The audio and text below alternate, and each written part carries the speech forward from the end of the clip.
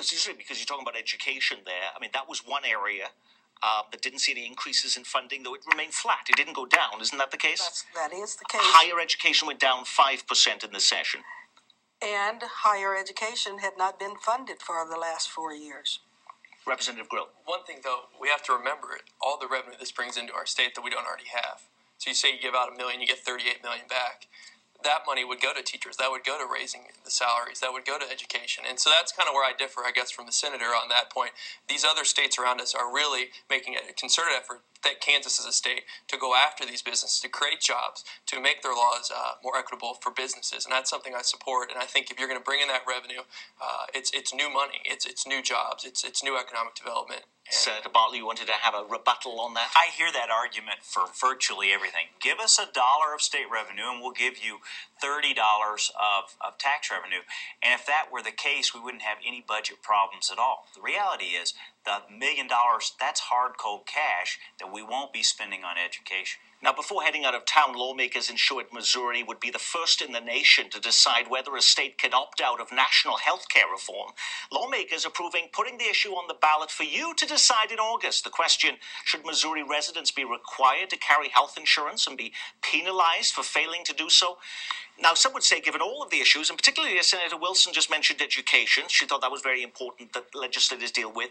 Why did the legislature have time to deal with this when it was a federal issue, Representative Nolte? I think we're talking about something that affects every person. If you're being required to purchase this health insurance, and it was done, I think, in Washington, with very little input from the American people. I think this gives the people a chance to actually weigh in on this. And quite honestly, one of the reasons that we have this problem that's so much more acute is the lack of jobs with good paying benefits. That's what we need to go back to, and that would resolve a lot of our problems. Now, they may be coming... Sorry, Senator Wilson. Well, I kind of disagree here. I think that this was really a backlash to the current administration. And we spent, in my opinion, far too much time trying to pass this kind of legislation as opposed to moving on with some of the other issues within our state. Representative Grill. This was the session of House concurrent resolutions and House joint resolutions in the House. The majority party felt that their constituents were contacting them often, and a lot of mine have too, and so we took up these issues to tell the federal government what to do, where I think we should have focused more on our own problems in Missouri. While I do support some of these resolutions, I think that it would have been better time spent working more on Missouri issues. And even though they may come from a point of view, but when you read the newspaper, you'd see there seems to be so many people saying, "Oh, there's no chance this could ever happen. No state could get out from under what this federal law is." So, are we just wasting taxpayers' time and money with this? I think so many people are incredibly frustrated with the federal government. That's why we did it. I'm dubious about whether it's going to actually have an impact. Okay. Finally, a quick lightning round quiz question section for you. The biggest disappointment of the 2010 session in Missouri was what, Senator Wilson? You're going to go back to education. Oh, absolutely. Yes. Absolutely. The lack of funding for the education formula. Representative Grill. Not remaining competitive with other states on job creation, economic development issues, and not tackling reform of tax credits in a way where we support the ones that are working. Representative Nolte. Obviously, job creation and encouraging businesses. We need to make sure that we provide a business-friendly environment where businesses can, in fact, flourish and create wealth. Senator Bartle. Tax credit reform and failure to pass a balanced budget.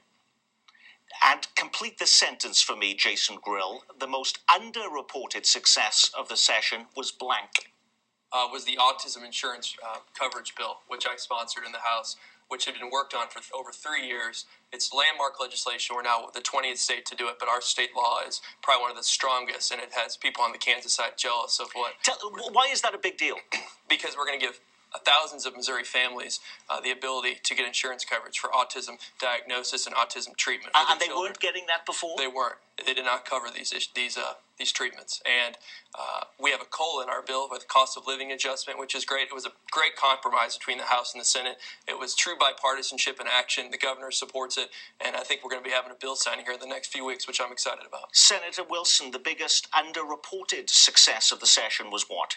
The additional $600,000 that was put into the early childhood education program and programs for veterans. Even though they cut the Parents as Teachers programs by more than 50%. Senator Bartle? How well the legislature and the governor work together, and how well Republicans and Democrats work together. You don't hear that or read about that in the paper, hear about that in the media, and yet the level of bipartisanship, in my estimation, was at an all-time high in my 12 years in the legislature. Is that just Senator Bartle's estimation, though, Representative Grill, or did you feel the same way? I feel like I'm pretty bipartisan. Most of the Republicans are working with me. I think it is true. I think there are instances where everyone gets a little upset down there and you don't have bipartisanship. But I feel for the most part, if you treat people like you want to be treated in Jeff City, they'll do the same. The most underreported success of the session for you, Representative Nelty, was what? Last year, I was the co-chairman of the Energy Futures Committee, a joint committee between House and Senate. And I think the progress that we're making towards coming to grips with alternative energy sources for the state. And for me, one of the most important components of that is the possibility of modular nuclear energy. I think it holds great promise. It's existing technology, and you can't have job creation without a stable source of energy. And that is our Legislative Week in Review. Our thanks to our Missouri Legislative... I put my teeth back in. Missouri Legislative News Reviewers, State Senator Yvonne Wilson and Missouri House Member Jerry Nelty, Senator Matt Bartle and Representative Jason Grill. I'm Nick Haines from all of us here at KCPT. Thanks for spending part of your weekend with us.